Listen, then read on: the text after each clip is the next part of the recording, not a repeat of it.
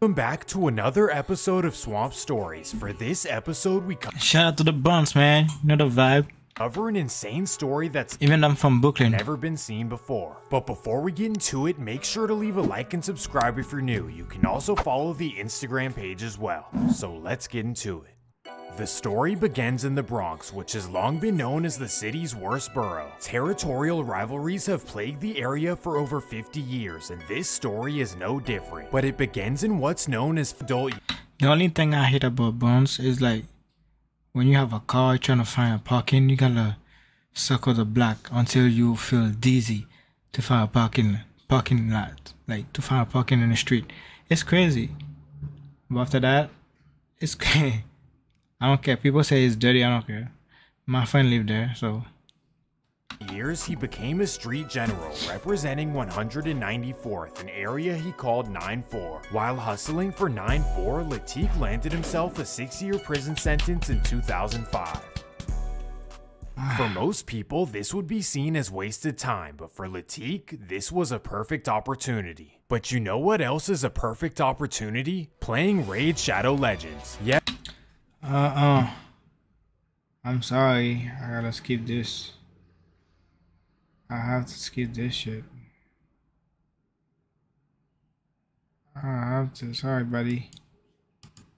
Okay, back to Latik Johnson. While in Attica prison, Latik applied the same strategies he used on the streets. He gathered people I hate Shadow Legend. together and pitched them on a new idea. He wanted to start his own organization, something that would spread all around the facility. The organization needed to be feared, and he definitely needed to be at the head. So only a few weeks into his sentence, Latik Johnson started the Bloodhound Brims, also known. I ain't gonna lie, the beat is fire though. I hope I don't get copyrighted, but the beat is fire.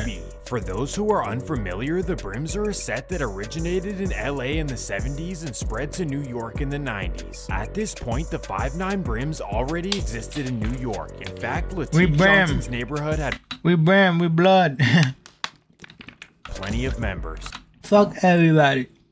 But Latik wanted his own section apart from the 5'9" Brims. Well, quickly he had himself a squad within the facility, but now it was time to hit the streets. He knew he was coming home in 2011, but this could not wait for his return home. So instead, he called up his best friend in the Bronx and informed him of what he had started. This would be a man named Michael Adams, also known as Meezy. Meezy was a feared character in the Bronx and at the time was a reputed 5'9" Brim. Well, over the phone, Latik recruited Meezy to initiate the Bloodhound Brims in the Bronx. So in 2006, Meezy recruited a few dozen members, mostly in 9-4, and with the fast growth, BHB needed a way to remain organized. So that's when Latik wrote the Book of Rules for the Bloodhound Brims. Of course, the book made him the undeniable leader, also known as the Godfather or La Brim. But he would share this top position with a woman who would be known as the Godmother. She would make the decisions on the streets while Latik was away. And under the Godfather and Godmother, you have the generals. This ranges from 5-star generals at the top all the way down to 1-star generals on the bottom. And with this structure, BHB had a direct line. Wait, they have a rank? The gang have a rank? Oh shit. Of command. The more you did for the Godfather, the higher you climbed the ladder. Well, over That's the crazy. next 4 I didn't know years, that. the Bloodhound Brims claimed more and more territory in the Bronx. First, you have the 9-4Gs, which is of course the original block. Then right up the street, you have the 220Gs, another strong Bloodhound section. Then you continue north on Webster until you reach 204th. And this is where you reach the Bloodhound Brim's biggest territory, known as the G side. But they also expanded to other areas of the Bronx as well, such as the Leicester Towers, also known as Murderville. Then next, they also expanded to Yonkers, specifically the Cottage Place Apartments, also known as 300. Well, with all these sections, the Bloodhound Brims had 480 members by 2011, and it was ever growing. But as they expanded, they ran into opposition as well, and it all went down on a particular block. The infamous corner of 241st and White Plains Road. The intersection is located under a train station, which means it's a prime location for somebody trying to make money. Well, because of this, 3 organizations wanted this territory to be theirs. The Black P Stones, the East Side Gangsters, and of course BHB. For years, the Black P Stones and East Side were allied and claimed this territory as theirs. So when BHB came into the area, I'm cold. God damn. I don't know why I'm cold. Other two sections were not happy. They didn't approve of a BHB member named Box Brim who would hang out on the corner every single day. So unfortunately, they would claim his life in early 2011. Damn. After hearing the news, Latik was pissed and he declared a new rivalry. The Bloodhound Brims versus the East Side Gangsters. However, nothing would go down over... I told you! The song, we Brim, we Blood... Fuck everybody. Get money. The next few months, and the Godfather was not happy. Coincidentally though, Latik was set to be released in late 2011. And that takes us to January 21st, 2012. It's Latik's 32nd birthday, and that means celebration time. So he and his 5-star generals head to Club Heat to celebrate. The club is located in Hunts Point, an industrial area at the bottom of the Bronx. But despite the distance from the hood, many people will travel to go to this club. Coincidentally, both BHB and Eastside members happened to be there on this night. And of course, this ruined Latik's birthday. To this day, police are uncertain about what exactly happened. But here's what police know. There was a big scuffle and 3 Eastside members were injured and 1 BHB member named Beans was injured as well. Thankfully, everyone lived to see another day, but the Godfather had vengeance on his mind. Between the loss of Box Brim and the ruining of his birthday, Latik had a lot of reasons to be mad. And that takes us to January 28th, 2012. I was born 2012. To the people you didn't know, I was born there. January 2012. It's a Saturday night in the Bronx, and that means all of the... And I'm 22 right now. Hoods are outside. For Eastside, they happen to be hanging out in front of Kennedy's Chicken on White Plains Road. Well, coincidentally, Latik calls up his 5-star general Donnell Murray to be his driver. He tells him to drop him off at 241st and White Plains Road to look for Eastside members. So at 8 p.m., they head that way in Donnell Murray's car. They don't find anyone outside, so they head up the street to Kennedy's Chicken. That's where Latik spots the man that he believes is responsible for Box Brim. So he hops out of the car and walks into the restaurant. He runs back to Murray's car and they speed away. Thankfully, the man was okay, but the case would continue to go unsolved. BHB were operating below NYPD's radar, but that would change due to their own decisions. Let me explain. As many of us remember, 2012 and 2013 were transformative years in America. This is the time where social media got extremely popular throughout the country. Today, everyone makes their social media look good, but back then, people posted absolutely whatever. And for BHB, this meant posting everything they were doing in the streets. Well, after the Eastside rivalry, BHB kept picking up new rivals across the Bronx. This would include the infamous Latin Kings. August 4th, 2013, a BHB member named Aaron Smith, also known as Onyx Hound, spots a rival on 198th and Creston. He believes the man is a Latin King. Bam. Just 45 minutes after he did this, the BHB members would take to social media and post about what he had. Am I falling asleep? What the fuck? The thing is, I just got up from work. Yeah, I'm still sleepy and I gotta go to work again later on. But I'm still grinding though. And now I just knocked out. But I don't even know what the hell. Done. October 30th, 2013. 2 unidentified Bloodhound Brims head to the Latin Kings territory in West Bronx. They drive around until they spot a man who they believe is a king. So one of the BHBs hops out and runs up to the man. Thankfully, the man would make it, but BHB members didn't think so. So they would instantly make a Facebook post saying another man down. Still though, NYPD would not detect this, and 2014 would end up being BHB's worst year to date. This is because of a new rivalry against the infamous Trinitarios of the Bronx, and it all started on June 19th, 2014. It's a casual Thursday night and a BHB member walks down to his local bodega. This would be a reputed member named Garrett Wilson, also known as Slim. Garrett is a big old dude, 6'3", 205 pounds, so he's nobody to mess with. Well, he makes his way to 194th and Decatur and walks in the store. There, he notices a Trinitario named Orlando Gonzalez. Garrett is furious to see a rival at what he thinks is his store, so he makes a wild decision. Bam. Damn. This would kick off an insane I rivalry. only hear bang.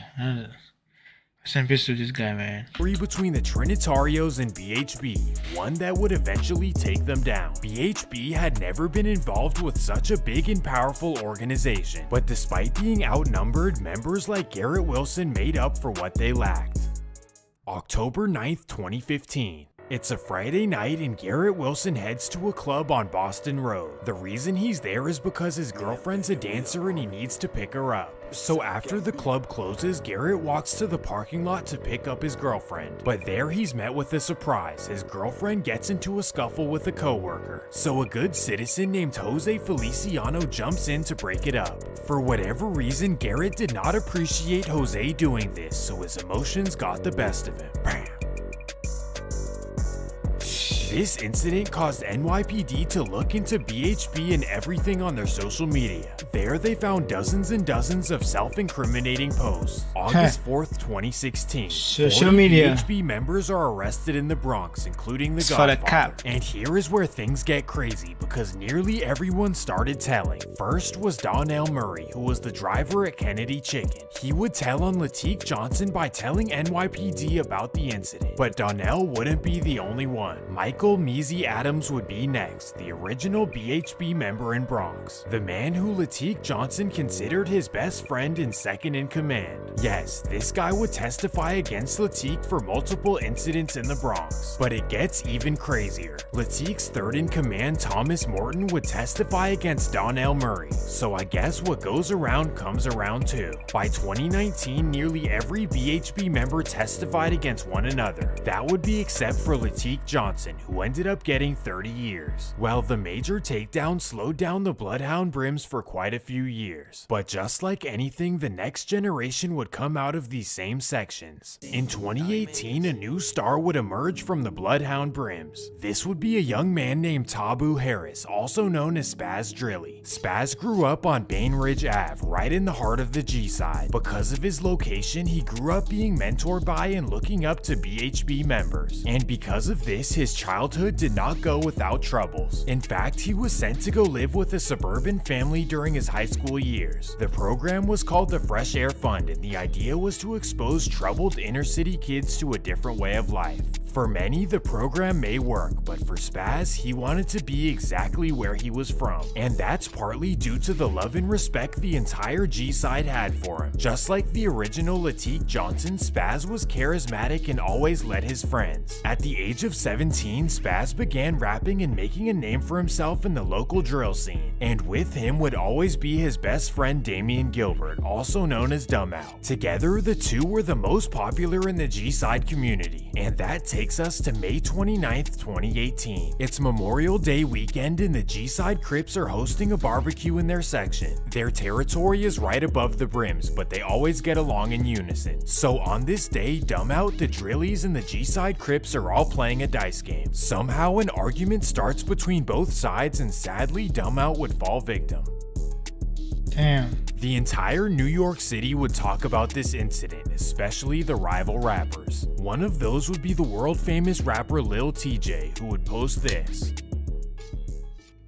The G-side was instantly torn apart. The two sides had grown up together their entire lives, but the Brims could not accept what their former friends had done. So they declared a rivalry, the G-side Crips versus the G-side Drillies. And from here, things would get nuts. July 20th, 2020. It's another hot summer day in the Bronx, and that means that the Drillies are outside. They happen to be on Decatur Avenue, right in the heart of the G-side, and that's when they notice an unfamiliar person walking down the street. For some reason, Spaz Drilly believes the man is a rival from the other side, so he allegedly sprints down the street. Bang! Damn. Over the next couple of years, incidents would go back and forth between both sides. But it took for one particular incident to catch NYPD's attention.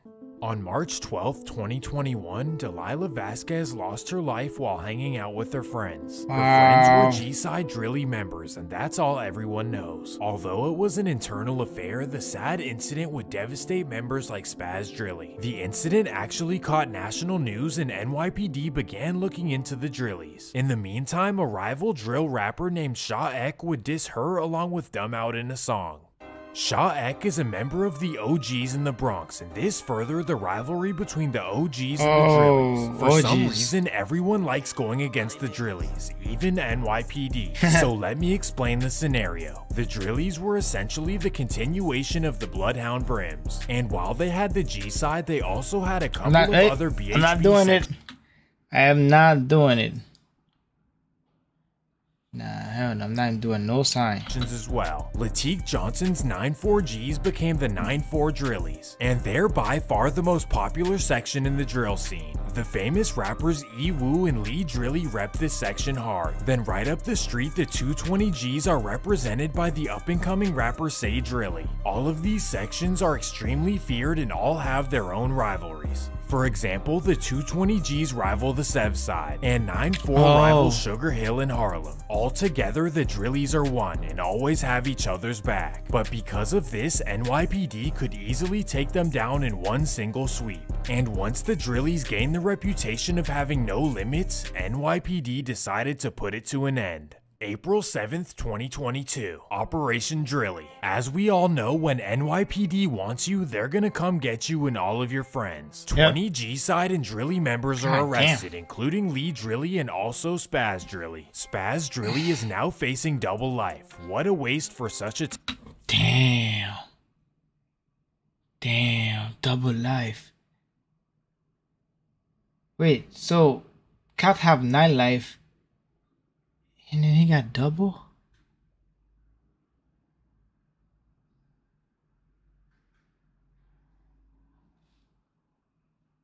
It don't make no sense. Why they give him double? Talented rapper. And just like that, another generation of BHB is taken down. And because of numerous successful takedowns, the streets of the Bronx are now relatively safe. But you still never know if another generation will appear. And that's gonna do it for this episode of Swamps. No, did not say, buddy. Another person will come up. They got K-Fly, you got everybody. Don't play. It's a lot of gang over here, man. Come on now. I'm falling asleep. God damn. I think I gotta go to sleep, man. I can't no more. I can't. I'm really tired. Subscribe if you like me. It's okay. If you don't like me, it's okay. Subscribe and like my shit, please. I look somebody that's high, but I'm not high. He's just sleepy. You feel me? But subscribe. I put my camera right here because I don't want you to see my all over, you know. But anyway, take care, guys, and be safe. Always drink water, by the way. Peace.